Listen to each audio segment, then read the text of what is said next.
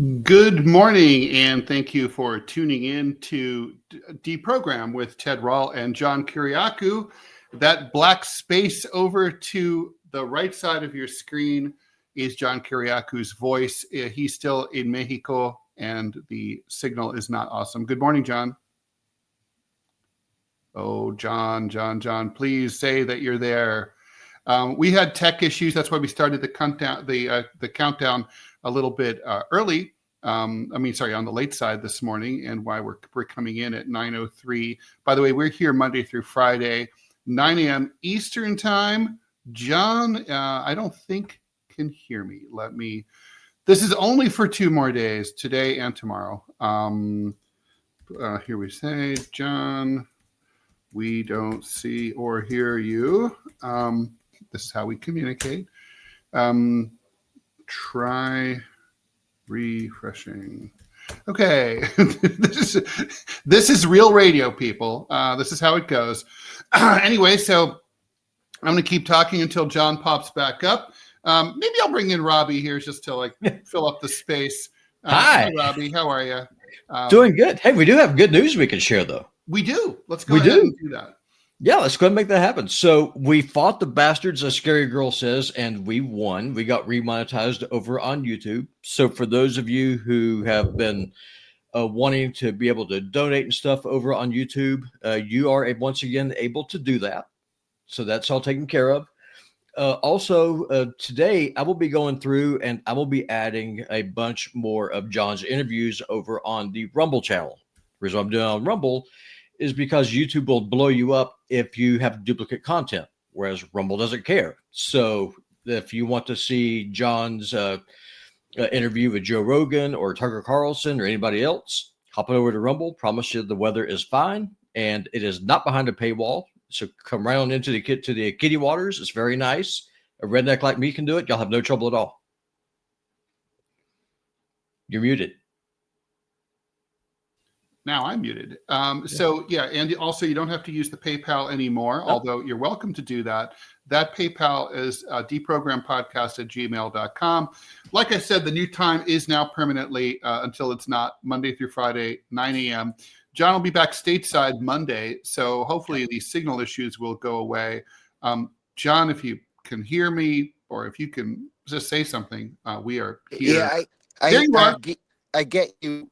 Just a little bit at a time. It's like a computer talking to me, and I apologize for this connectivity. They air quote upgraded the internet overnight, and it's just killed all of us. I think we're all familiar with that phenomenon. Yeah, the upgrade was actually a downgrade. That happens. John, you're muted right now. I can see that. Can you repeat that, Ted? I just said we're all familiar with that phenomenon of the tech people making things worse while they're trying to improve them. Yeah, seriously. They put routers on practically every palm tree around here, and you think it would make it blanket excellent coverage, and instead it ruined it. I mean, it's from the size of the tarantulas. It could also be signal interference from the tarantula. Yeah, it very well could. So, John, I'm glad we have you.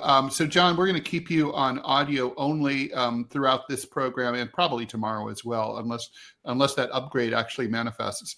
And Robbie was just bringing us up to speed on the fact that we are now remonetized on YouTube, which means people, what's that called? The super chat. Super chat. That's it. Yep. So super chat, and also if they want to, they can also become channel subscribers. To be honest with you, if you want to do it on YouTube, we appreciate it. But now here's the thing: YouTube takes a 40% cut whenever someone becomes a channel subscriber, and really you don't get anything extra out of it. On the flip side, though, if you come to Rumble, become a channel subscriber, it's $5 a month. They keep it all. And you can see all the premium content that YouTube won't let us put up. So you're going to get more bang for your buck over on Rumble, honestly. And speaking of Rumble, if you do decide to subscribe, Robbie and I did some detective work yesterday, and we discovered a quirk. Robbie. Yep. So what the quirk is, if you go over to Rumble, and if you click on the DeProgram channel, you'll see a red button that says subscribe. If you click on that, then what happens is that John and Ted, because we're in the creator program, they actually get profit sharing off of that. So in addition to the $5 a month, Rumble will actually pay them kind of like a headhunter's fee. So they actually will earn more money as just another way for them to monetize. And the reason why money is important is because just like us, they've got bills to pay, and it's just simply the best way to help them. Honestly, I'm working for these guys for free. I'm happy to do it, and the least that the viewers can do is support them, if nothing else, just by watching them on Rumble, where they actually will get paid for it. But honestly, John, you still there? Okay. I apologize. I can't hear anything. I can't see anything. Everything's just frozen. Oh my God. Robbie, please tell him that we do hear him. I will do it. I will text him right now. Okay. All right. So in the meantime, let's talk a little bit about what we intend to talk about here today. Hopefully we may not be able to do it, or maybe Robbie and I will end up doing it, but here we go. So today we've got a big story out of the U.S. Supreme Court. It looks, based on the oral arguments at the U.S. Supreme Court in the case of Louisiana versus Callais, that Section 2 of the Voting Rights Act is likely to be gutted completely. Now, what that would do is basically get rid of the race-based mandates inside the Voting Act for the way that the districts are gerrymandered or not gerrymandered. And so what that would do is ultimately eliminate 7 or 8 black majority districts in southern states, Alabama through Florida, by 2028. So effectively, if this goes through, and it looks likely to happen, Democrats would need to basically win elections 55 by 5 points or more in order to win at all. So basically, this would sort of hand the House of Representatives to the Republican Party for a generation or more. So we'll get into that.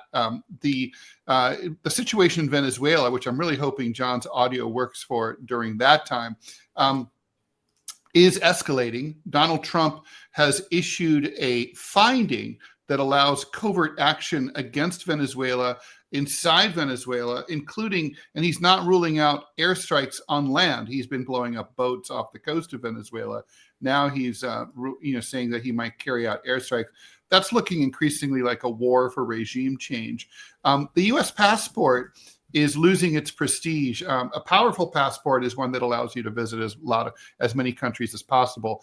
The United States used to be one of the most powerful passports in the world.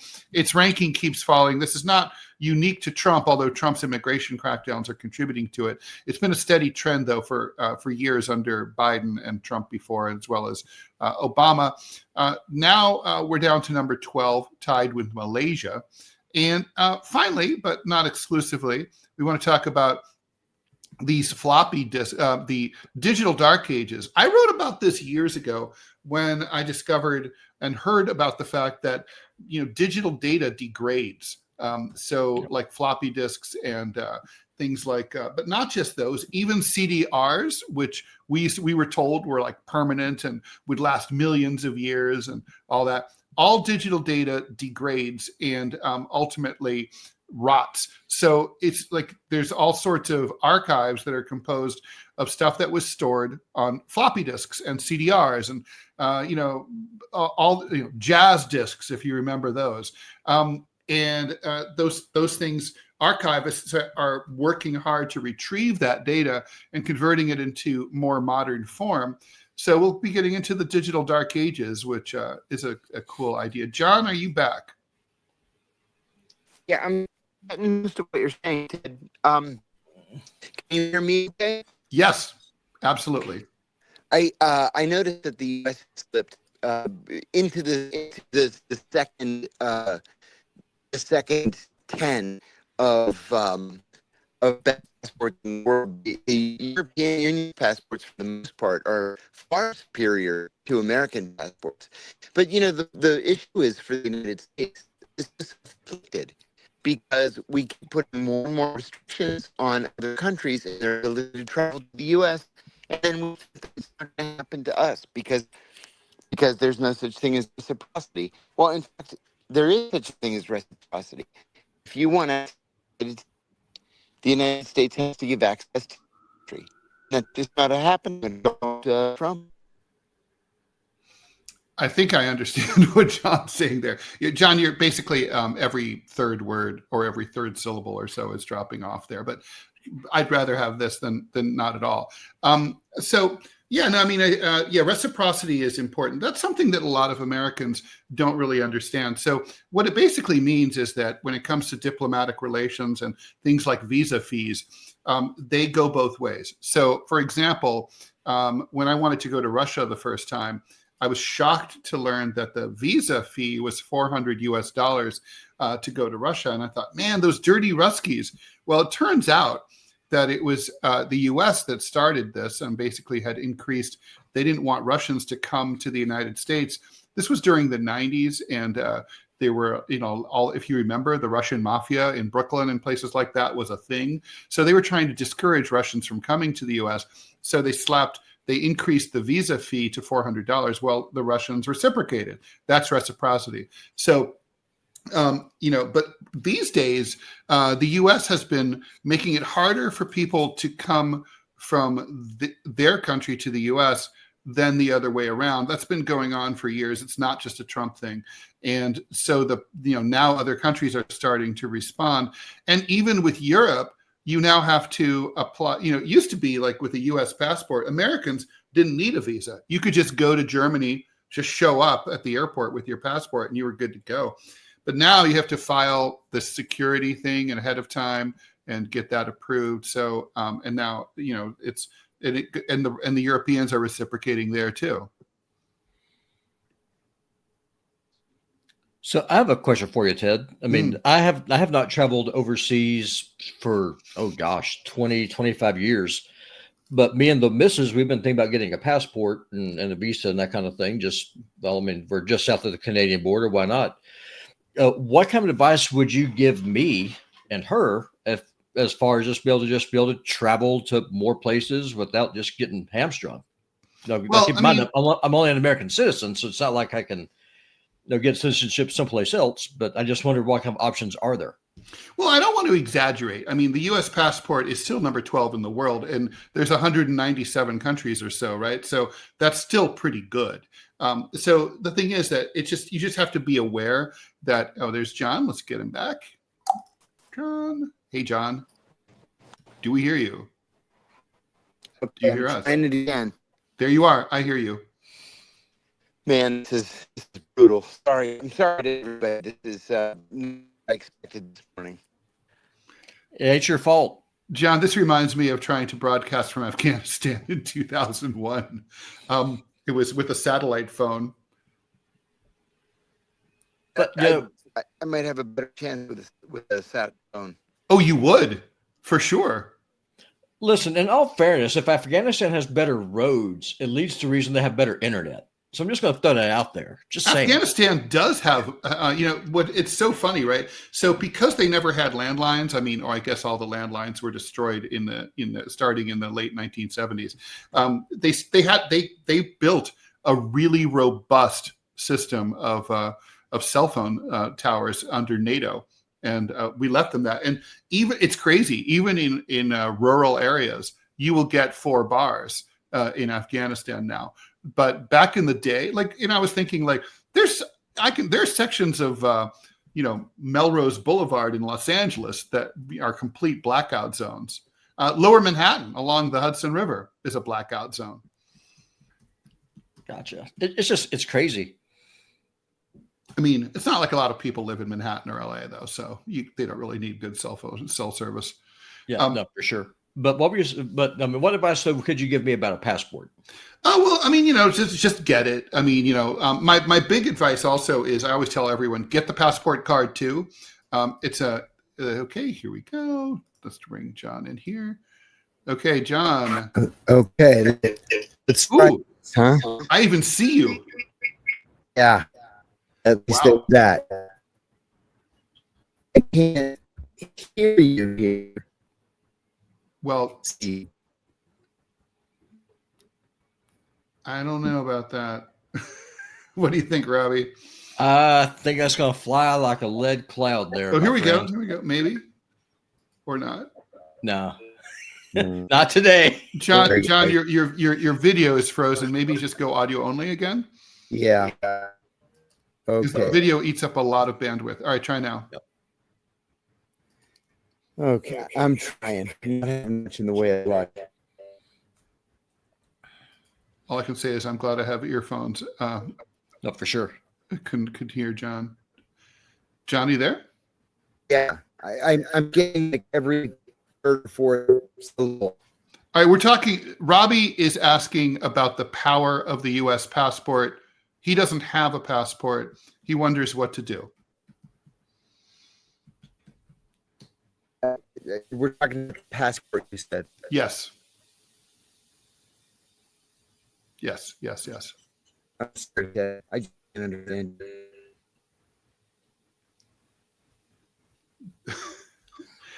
Well, John, just whenever you want to talk, just start talking and I'll shut up. So, all right. So, yeah. So, Robbie, I mean, basically, so, there's the passport card that you can use for land crossings, like into Canada and let's try this. Yeah, there you go. From Canada and Mexico, and you can use it for cruise ship destinations in the Caribbean. Definitely get one of those because I always think if things go tits up in the United States, you're going to have that in your pocket. You're not going to carry your passport with you, and if you ever need to hightail it to the Canadian border, you'll be able to, like in a blink of an eye, if there's ever like a national emergency of some sort, which these days is, still unlikely, but more likely than it has been at any point in my life, I think. But just get the passport. Don't take for granted that a country you want to go to is going to be visa-less just because it's a U.S. ally. France is a U.S. ally, but you don't really need a visa, but it de facto is a visa. Gotcha. That makes sense. Because really the only foreign country I've ever been to was Brazil, and that was a very long time ago. And that was a fun time, but things have changed. F. Husso is saying, thank you for the donation, by the way. So you're telling me there are criminal U.S. gangs wreaking havoc in Venezuela? I bet they have specific gang tattoos. We're talking about the CIA, of course. Yep. I'm dying to hear John's thoughts about Venezuela. John, are you there?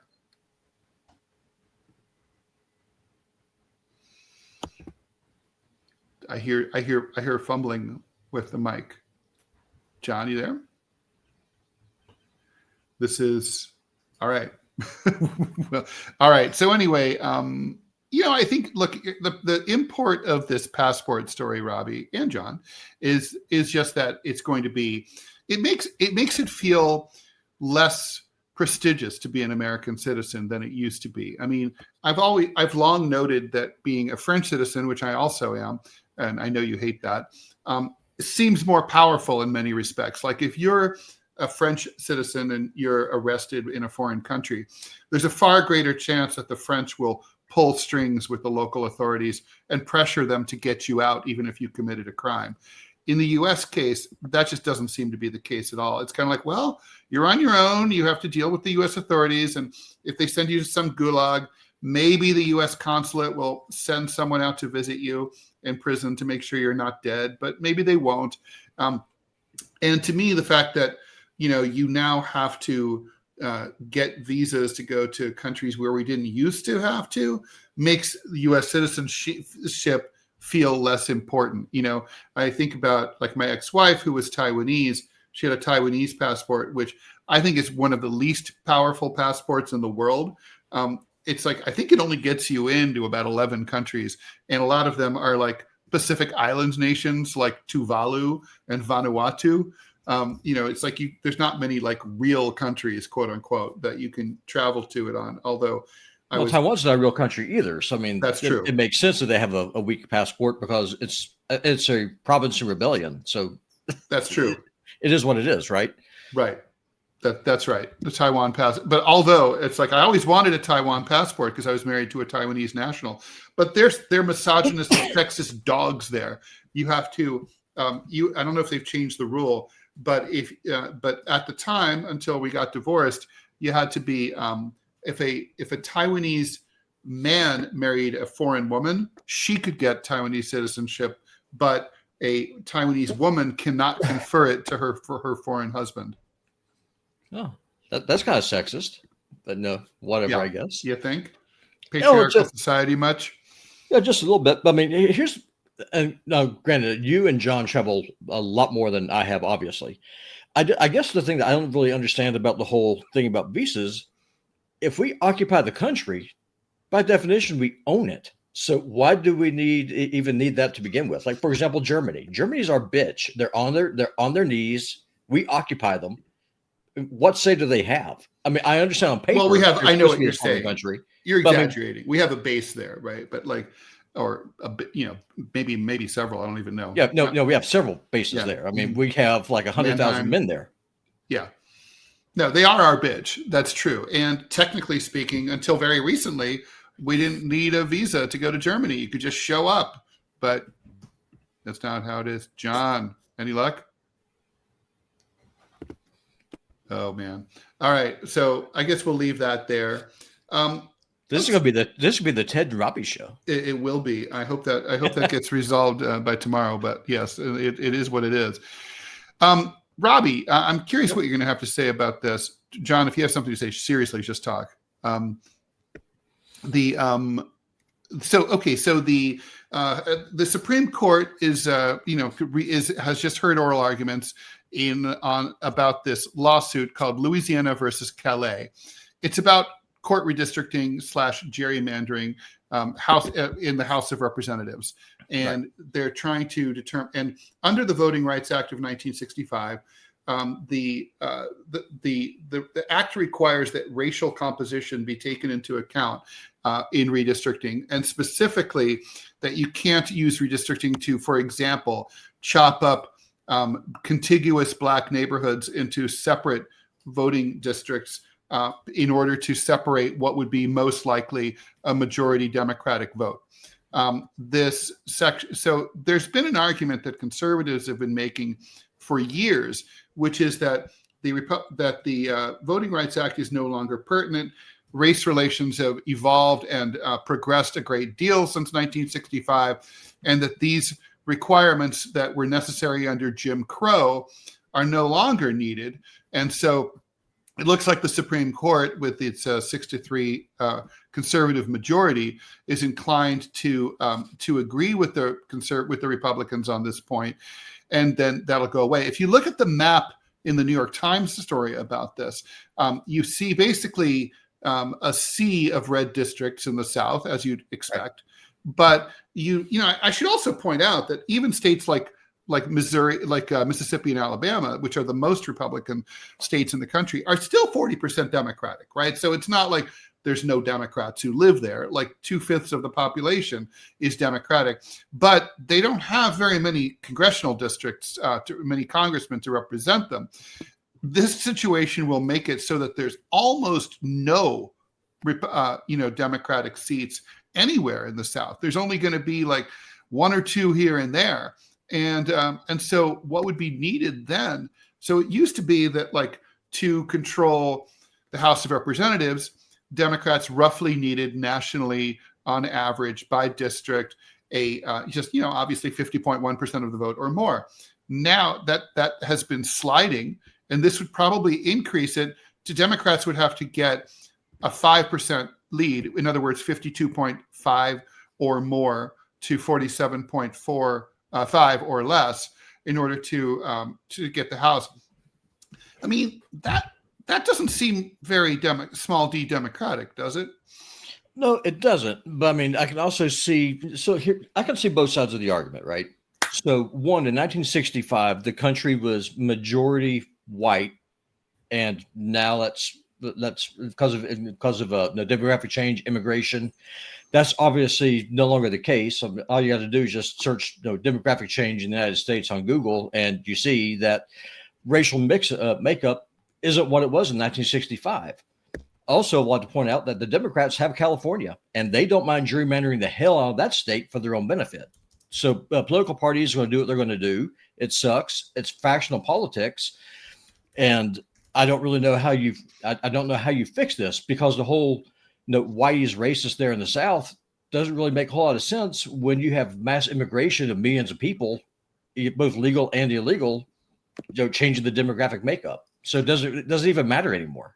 Well, I mean, for the record, though, I mean, California is doing this in response to the Republicans, and even though both parties have been, have been doing it, there's no question that the record shows that the Democratic Party's done it a lot less than the Republicans have in recent decades. So it's, I mean, to me, this is an unresolvable problem because, like you said, parties are going to do what parties are going to do. And the thing is, how do you resolve it, right? How do you come up with a fair district? I mean, part of me thinks like, well, some parts of the country, a district is really obvious. In the district where I grew up, which was the 3rd congressional district in Ohio, it was the county, right? And it's like a very simple thing to understand. There's the Montgomery County, smack down and dab in the middle is the county seat, which is Dayton, the major city where I grew up. And then in the middle of, and then you have like out the suburbs, which are a ring around Dayton. Then you have farmland out on the hinterlands of the county. This is, to me, a logical congressional district. Like, it's like Montgomery County has a discrete culture that is represented by the 3rd district of Ohio, or at least I don't know if they've gerrymandered it since I lived there, but that's how it was. Right. Then you see some of these crazy gerrymandered districts in the like places like North Carolina, or hell, here in New York City. I mean, I don't know how familiar you are with the geography of New York City, Robbie. But, not at all. But okay, there is literally, like, my district, the last time I checked, is a thin strip of the Western Manhattan, based to the west of basically Broadway, all the way down to the Battery, and then it jumps across New York Harbor and incorporates parts of Brooklyn. That's Gerald Nadler's district. And I was always like, these districts have nothing in common with each other, except I guess they're near water. But culturally, politically, they just don't have anything in common. This is a gerrymandered district. And so you could be like, well, the Upper West Side of Manhattan, that's a district. It has a discrete culture. The Upper East Side has a discrete culture. Greenwich Village has a discrete culture. And I think you kind of know it when you see it. I'm sure it's like that where you live as well. Sure. And, but you kind of like, but it's inherently subjective, just like in the same way that here in New York City, people argue about where the East Village begins and ends. Like, no, it's really First Avenue. No, it's Avenue A. No, it's Second Avenue. And like, so it's always going to be subjective, and people are always going to bitch and moan about it. And there's really no fair way to resolve it. Well, there's not. And as a right winger, Ted, I'm probably about to surprise you. I think that the Constitution that we currently have just simply doesn't work. It was designed for 13 colonies that became independent states united in a federal union. Where in a very agrarian society, and the longest that you could travel in a day was just like it was for the Romans 2,000 years earlier. Yeah. So I mean, it just simply doesn't work anymore. And again, I'm breaking. We need a constitutional convention, and that's why nobody's copying our constitutions anymore, right? Like when they start a new country. Well, it needs, I mean, honestly, it needs to be replaced. It simply does not work for a transcontinental nation and in a modern age. Now, here's the question for that. If you do this, then how do you guarantee things like freedom of speech? You have people out there saying, well, you have freedom of speech unless it's hate speech. I say there's no such thing as hate speech. Speech is speech. So then how do you reconcile that? How do you reconcile the Second Amendment? I'm opposed to giving the federal government any kind of monopoly on force. Well, then you have people I use the term left just for grins and giggles, I guess. We're going to say, well, then you got to do something about gun violence.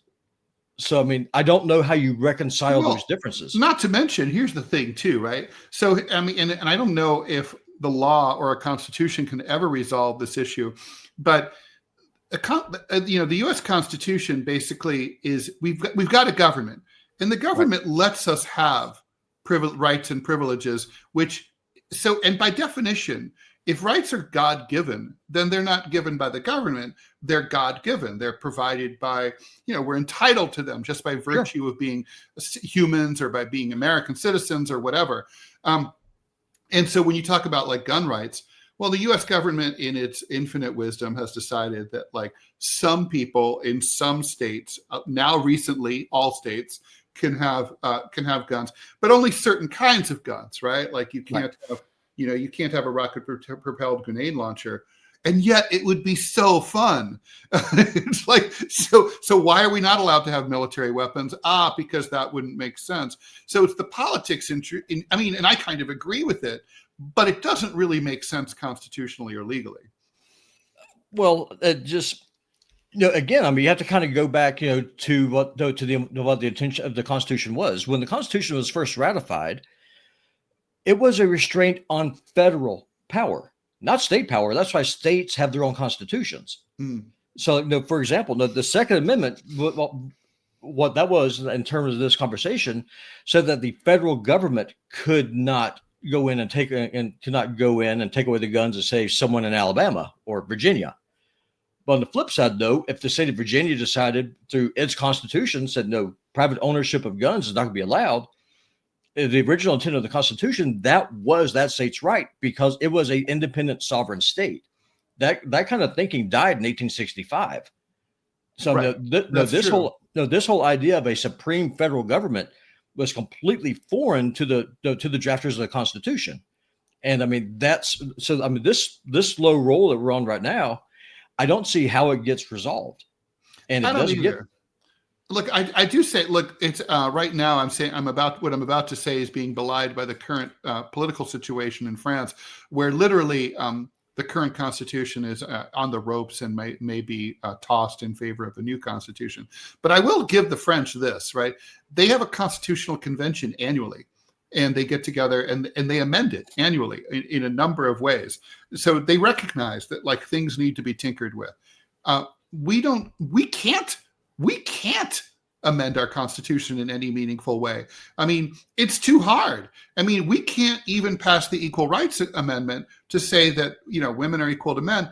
We can't even do that. Every other modern country has that. It's bizarre. Well, it's just kind of what I just now said, though. I mean, the system that we currently have just simply does not work. Like, for example, this whole idea of having districts.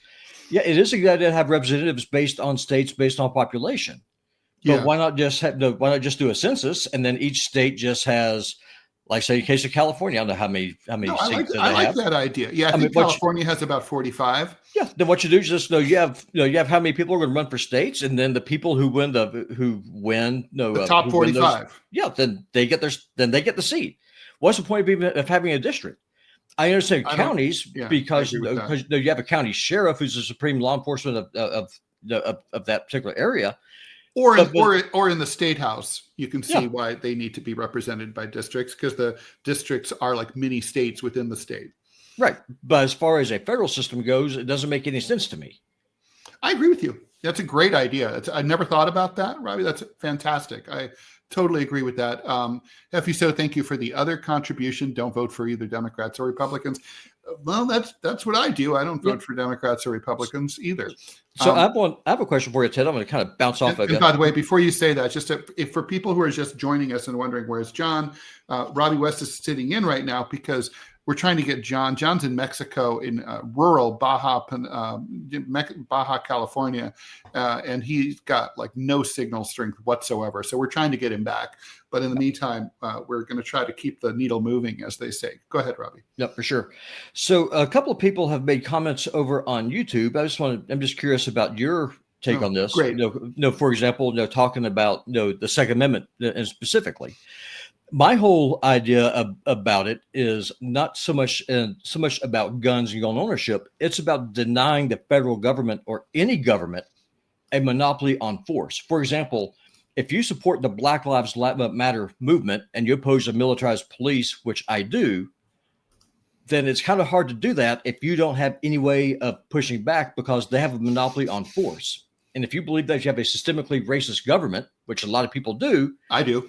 How do you push back on that then if that government has all the guns? Mao Zedong said it best: political power grows out of the barrel of a rifle. So if you have no guns, how do you push back? Well, that's right. I mean, it's kind of like, I mean, basically 99% of the time, that's the situation. The government has a monopoly on military power and the force of the police. Look what's going on right now with ICE, right?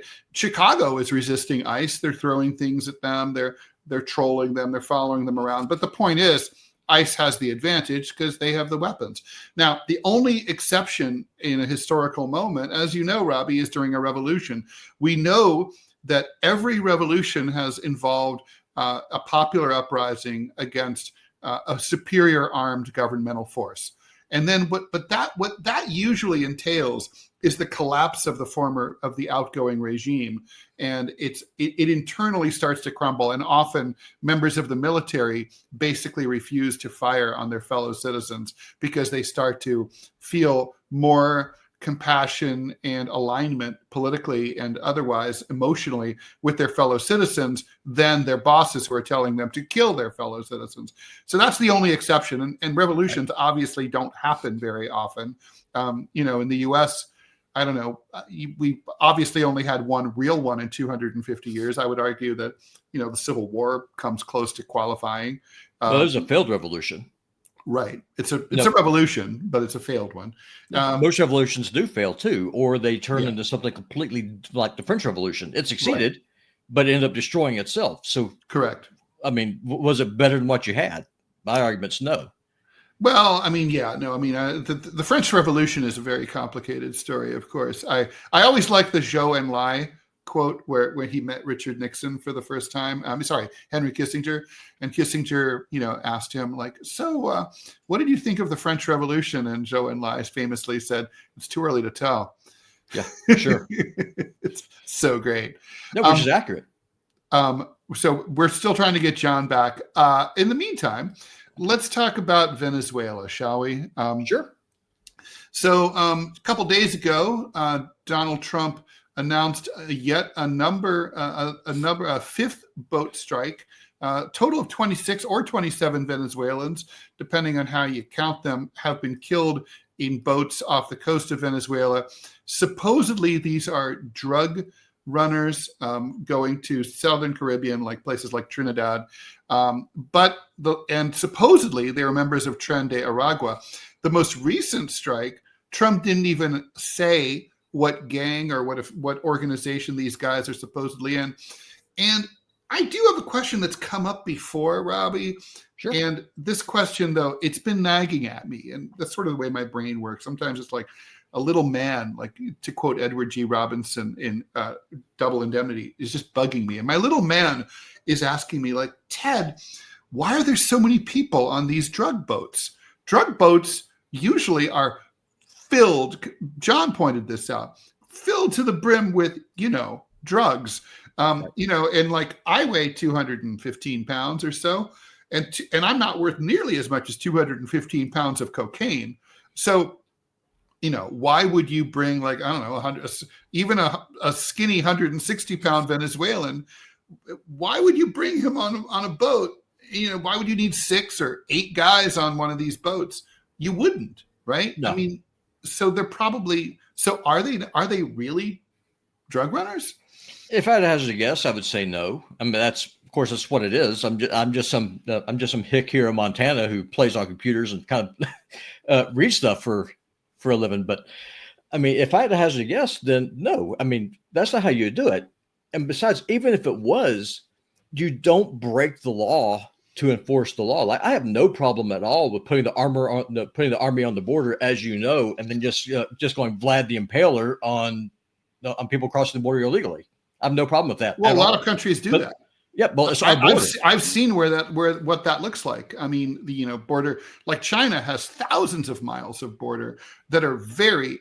It's hard to believe anyone could ever cross them. I mean, like I remember I traveled from Kyrgyzstan into China, and this was quite the border crossing. So, if memory serves, there were 12. You'd leave Kyrgyzstan, then you drive through 12 kilometers of no man's land, which then you arrive at half a kilometer of minefield, which is swept frequently. And then you get up you arrive finally at the border crossing. At that border, there is, obviously there's guards. Guards are stationed at watchtowers every half kilometer with snipers. There are also dogs that are vicious, bitey border dogs. I don't know how they avoid getting blown up by the mines, but somehow they do. And then on the other side of the border in China, it's the same routine: half a mile of minefield, and then 12 kilometers of no man's land. I mean, you ain't crossing that border. No. You ain't. Well, that's just the thing, right? I mean, you don't have a nation if you don't have a border. And one of the foundational, and I think this is something that people on the left and people on the right, like we are, can agree on, is that the government's first duty is to determine who gets to live in a country. I mean, if anyone could just walk in and just settle and say, okay, this piece of land now belongs to me, by definition, you're not in a country, because citizenship has to mean something. Where you live has to mean something. Language, culture, history, that has to mean something. Yeah, that's what the I agree with you. I mean, look, that's the definition of a country, right? It's a defined territory that people say this is ours, and if you want to come in here, you have to get our permission, right? That's what it is. That's totally what it is. And if you don't have that, then you literally don't have a nation state. You have something, I don't know what, but you don't have that. Well, you have a failed state. Look, you have Libya, or you have Zimbabwe. I mean, that's what you have. I mean, prove me wrong. Show me any nation state in history, in 6,000 years of human history, that was actually a functioning nation, that had functioning institutions, a working economy, that had open borders. I can't think of one. And what Trump is doing in the Caribbean is totally illegal. I agree with Trump's critics on this. It's illegal. It's immoral. It's wrong. It should not be happening. I'm Team Ted and Team Manila on this. I mean, my question is where's Congress? They could cut off the funding for it. Why are they doing their jobs? They're not. But Congress doesn't do its job anymore. That's the problem. That started back on Obama. Why do you have Congress if you have a president that has a pen and a phone? And that's been the model for the last three. That is I'm totally. Sorry, I'm distracted here with the tech stuff here. No, you're good. I'm trying to keep track of the text with the chat and stuff. And yeah, I'm just it's hard for us to do it all. It's like it really is a 3-man operation for a 2-man show. It really just is. And by the way, if you're just joining us, we are currently Johnless due to his crappy connection out there in Mexico. Maybe we'll go to war over that. So Venezuela. So now, so Godneth says that the British Empire did not have borders. I beg to differ. The British Empire, they would send you to the next world if you tried to violate their borders. Read about the Great Game if you doubt me.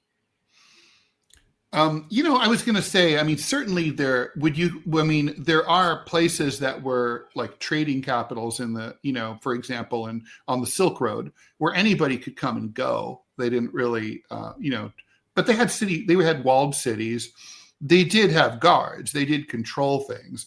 They had emirs, right? I mean, it's Tibet had ferocious borders. It was almost impenetrable until the latter part of the 19th century, at least to non-Tibetans. So, I guess a good example of a non-nation state situation is Central Asia before the Tsarist expansion. Those were just basically nomads running around, like the Kyrgyz, the Kazakhs, the Tajiks, and so on, the Uzbeks, and they sort of all mixed around, and they just, basically brought their animals to feed wherever there was food. Those were not defined nation states. Sure. And by nation state, I'm talking about a geographic area that had a strong central government, some kind of institution, like think Rome, think Byzantium, think Egypt. I think you could include the China, the Aztecs as well. Yeah.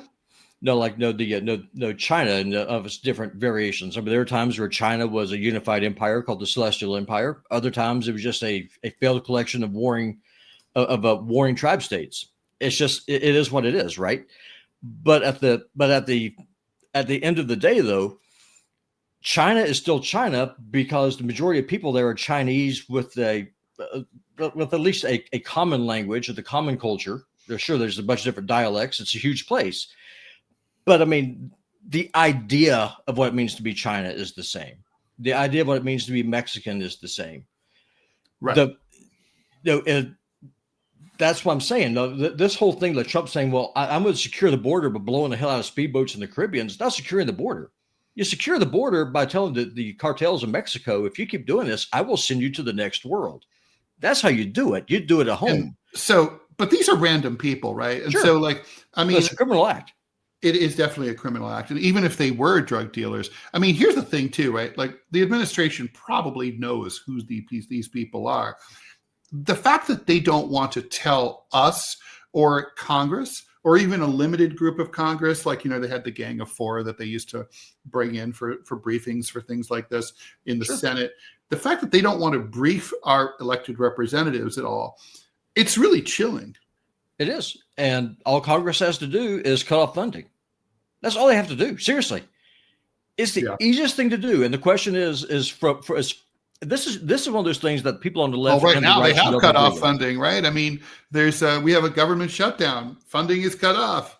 Well, for some things, but not others. I mean, we're obviously still able to go and blow up speedboats in the Caribbean. There's money for that. The military is still getting paid because of some executive order where Trump ordered them to shake out the couch cushions to find whatever they could that they weren't sending to Israel and Ukraine.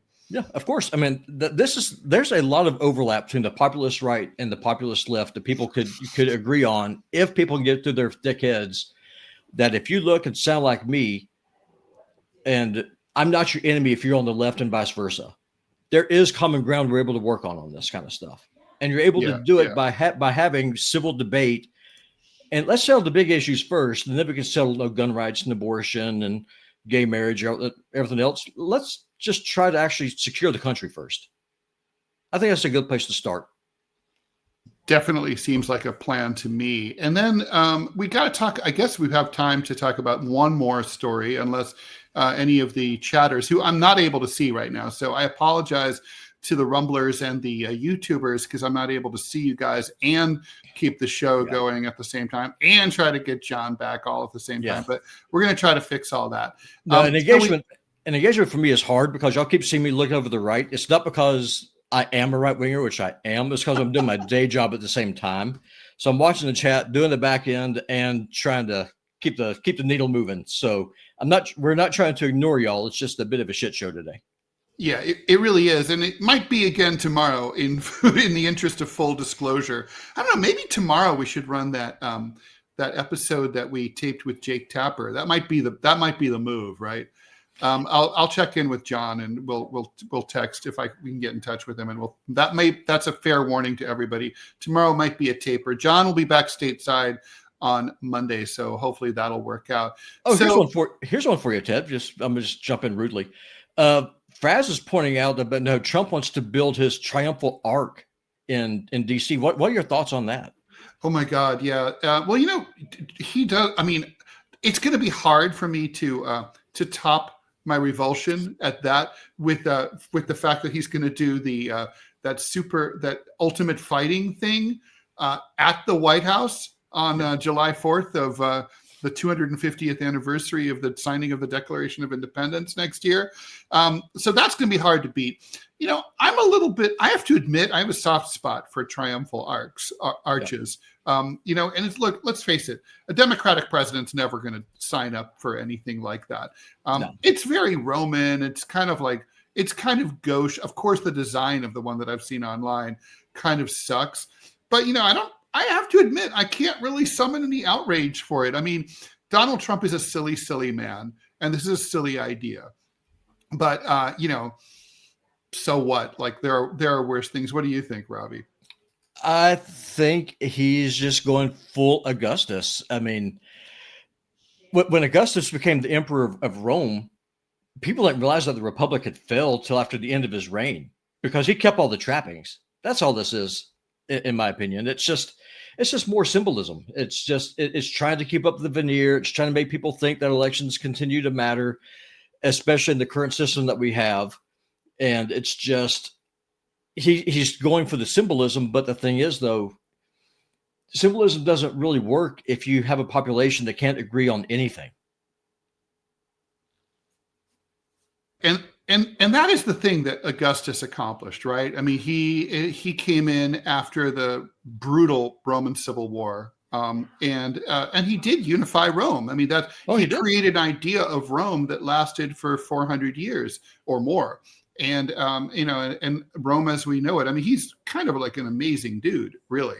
Yeah, for sure. And I agree with you. I mean, I think that's the problem with the Republicans at this, and Trump they're trying to unify the country under this sort of whole, like, we're all patriots, we're all the same, we're all Americans.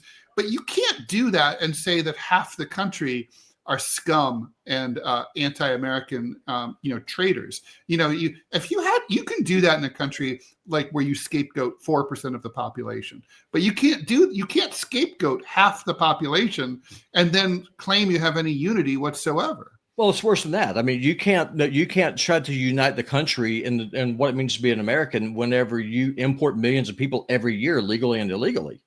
I mean, that by definition dilutes the culture. I mean, immigration is a thing, and it has a good side, I guess, and it definitely has a bad side.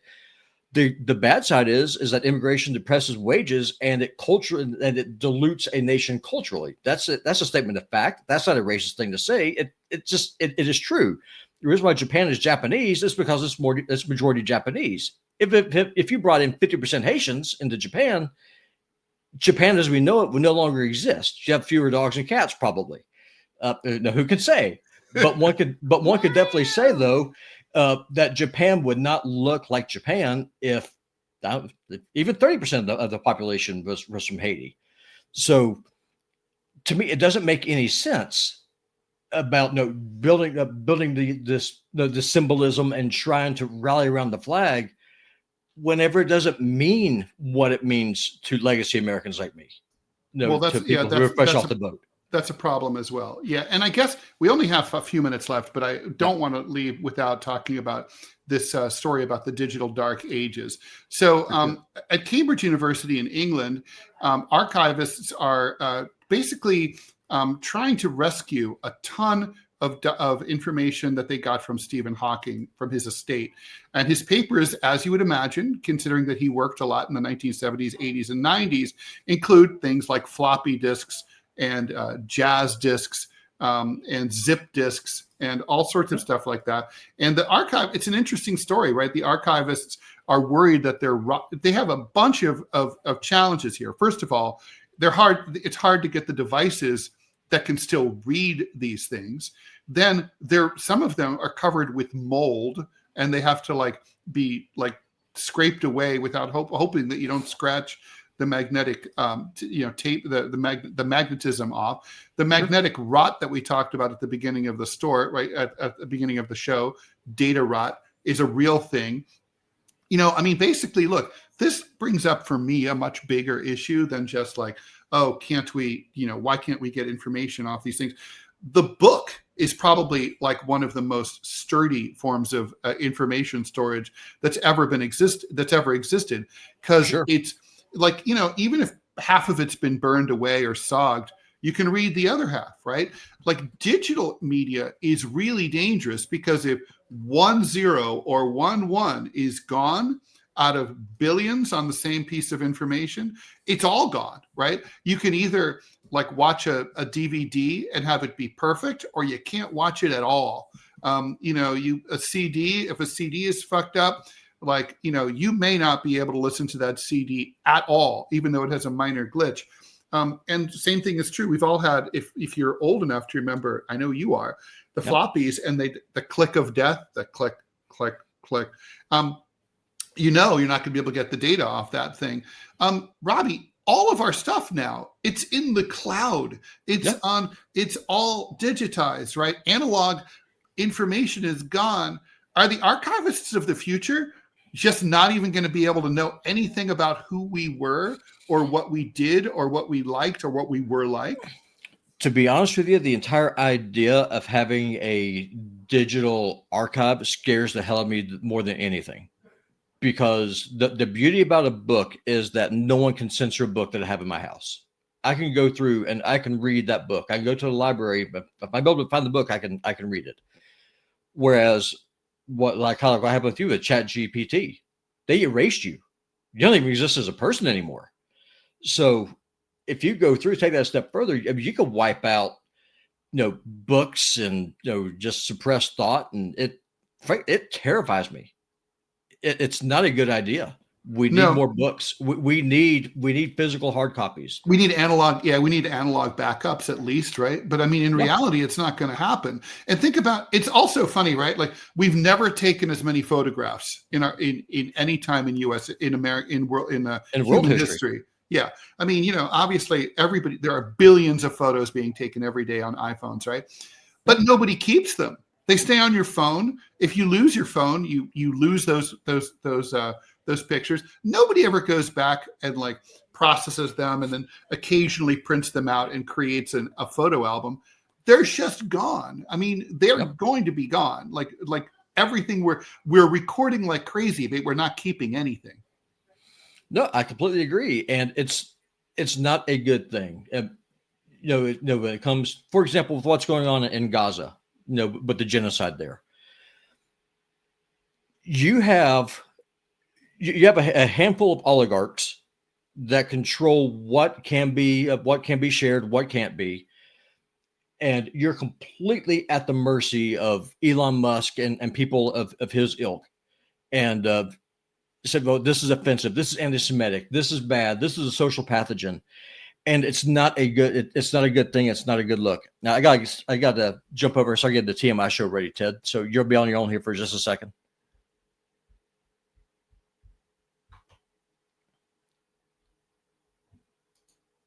No, you're muted. Sorry about that. I was just apologizing for the tech glitches we had here on DeProgram with Ted Rall and John Kiriakou. John will reattempt tomorrow. We will, if not, it'll be a Robbie and Ted show again. In all likelihood, we'll see what happens there. Thank you for bearing with us. Please like, follow, and share the show. If you're watching on YouTube, we are remonetized, so you could redonate. You don't have to worry about the PayPal anymore. Stay tuned if you'd like to the TMI show with me and Manila Chan. Manila Chan is stateside, so we shall be able to hear her. John, I hope you're able to hear this in some form or hear about it. But anyway, stay away from the tarantulas, and thanks and take care.